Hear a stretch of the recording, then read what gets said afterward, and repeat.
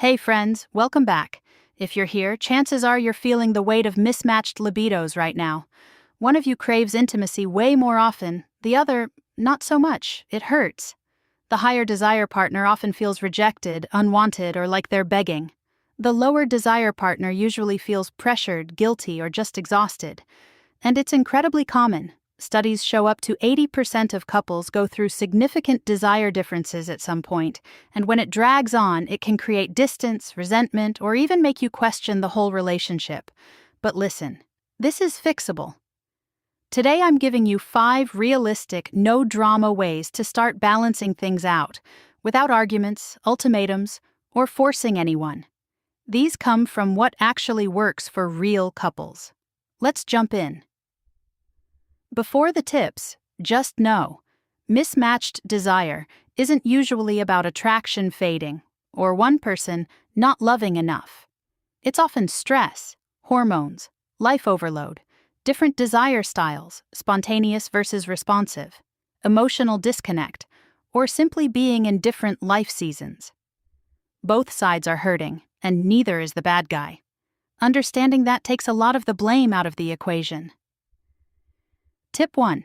Figure out if it's spontaneous versus responsive desire. A lot of people with higher desire get turned on just by thinking about it. Spontaneous. Many with lower desire only start feeling desire after touch, flirting, or emotional closeness begins. Responsive. When one is spontaneous and the other responsive, it feels like total mismatch. Quick fix. Have an honest, low-pressure chat. Ask, what usually helps you get in the mood? Then try starting with things that build responsive desire, like longer cuddles, compliments, or slow massages, without any expectation of sex. It changes the dynamic from, why don't you want me, to let's meet halfway. Tip 2. Rebuild emotional safety and non-sexual touch first. Desire usually follows closeness. When someone feels truly seen, appreciated, and safe, physical walls drop. Start small. 10 to 15 minutes of phone-free time every day just talking about feelings or dreams. Add daily non-sexual affection, long hugs, hand-holding, back rubs, playing with hair, no agenda. Oxytocin from that kind of touch lowers stress and makes sexual intimacy feel less like a chore and more like a natural next step. Tip 3. Use blame-free communication scripts. Most fights happen because people say things like, you never want me, or you always pressure me. Switch to I feel statements. Examples, higher desire. I miss feeling close to you physically.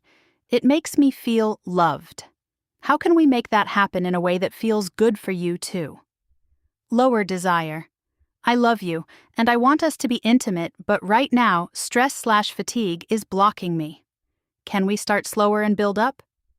Do a weekly 10-minute desire check-in with zero pressure, just listening. It prevents small issues from becoming huge ones. Tip 4. Try thoughtful scheduling. Counterintuitive, but many couples swear by it. Agree on a compromise frequency every 7 to 10 days or specific evenings and put it on the calendar. The higher desire person gets relief from uncertainty. The lower desire person gets time to mentally and physically prepare. Use that time for whatever feels good. Cuddling, sensual touch, talking fantasies, or full intimacy. The rule, no performance pressure, just shared pleasure and connection. Tip 5. Expand what intimacy means, so it's not all or nothing. When everything hinges on penetrative sex, the mismatch feels massive. Broaden it. Sensual massages, mutual masturbation while watching each other, sharing erotic stories, breath-sinking exercises, or even just naked cuddling with no goal. Redefine success as both people feeling desired, connected, and satisfied, not matching exact frequency. Small wins build momentum. These 5 steps can start shifting things pretty quickly when both people are willing to try. You don't have to stay stuck feeling rejected or pressured. There is a way through this.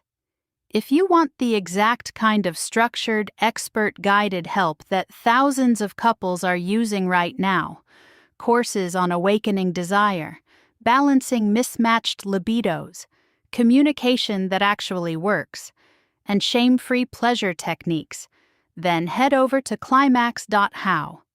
They've got over 150 hours of world-class content from real sexologists and intimacy experts. Link in description so don't miss your opportunity. Drop in the comments. Are you the higher or lower desire partner right now? Which tip are you going to try first? I read every comment and love hearing your stories. If this helped even a little, smash that like button, subscribe so you don't miss the next video, and turn on notifications.